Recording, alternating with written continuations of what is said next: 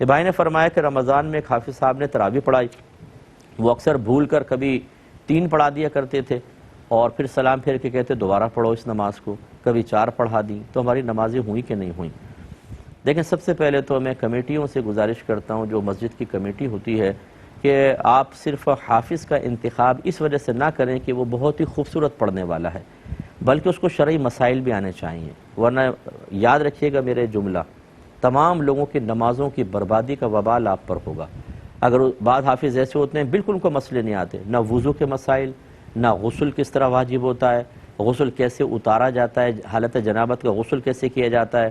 نہ ان کو نجاستوں کی پہچان پتہ ہے، نہ ان کو کپڑے پاک کرنا آتے ہیں۔ جس گھر سے ان کا تعلق ہوتا ہے ان کے گھر کی خواتین سے معلوم کر لیں کہ آپ کو کپڑے پاک کرنا آتے ہیں، نو، سارے پاک ناپاک اٹھا کے واشنگ مشین میں ڈال کر، وہ آٹومیٹک بھی نہیں ہوتی، گھمایا اور صاحب دھو کے دے دیا، ناپاک کپڑے پہن کر آ کے نماز پڑھ رہے ہیں، تو کیسے ہوگا؟ اسی طرح بہت سے حافظ میں تو کیونکہ زندگی گزر گئی اسی فیلڈ کے اندر، انہیں نہ نماز کی شرائط پتہ ہے، نہ واجبات پتہ ہیں۔ آپ نے جو بات بیان کی یہ بھی ظاہر کرتا ہے کہ ان کو مسئلے معلوم نہیں کہ اگر 3 رکعتیں پڑھا دیں تو نماز کیسے دوبارہ پڑھیں گے؟ سجدہ صاحب کرتے آخر میں، اور اگر 2 رکعت کے بعد اتحیات میں نہیں بیٹھے اور تیسری کا سجدہ کر لیا تو نماز گئی، پھر یہ کہ ان کو دوبارہ پڑھنی چاہیے تھی۔ تو یہ عجیب و غریب مطلب یہ کہ صورتحال ہوتی ہے کہ ہم حافظ کو رکھنے کے لیے کہتے ہیں حافظ صاحب 2 رکعت نماز آپ پڑھیں، ہم سنیں گے اور مقتدی سنیں گے، آپ کی قرات پسند آئے گی تو رکھ لیں گے۔ یعنی صرف آپ نے خوش الہانی کے لیے رکھا ہے ایک قاری صاحب کو، ایک حافظ صاحب کو، یا آپ نے نمازیں پڑھوانی ہیں، تراویح اللہ کی بارگاہ میں سنت موقدہ ادا کروانی ہے؟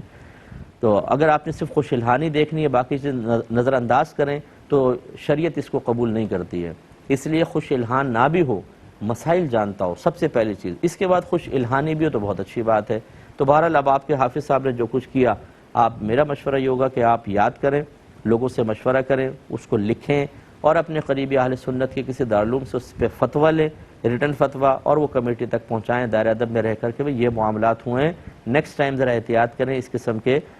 جو لا علم اور علم دین سے خالی حافظ صاحب ہیں ان کو نہ کھڑا کریں، ورنہ ہماری نمازیں برباد ہوتی ہیں اور وبال آپ پر بھی ہوگا۔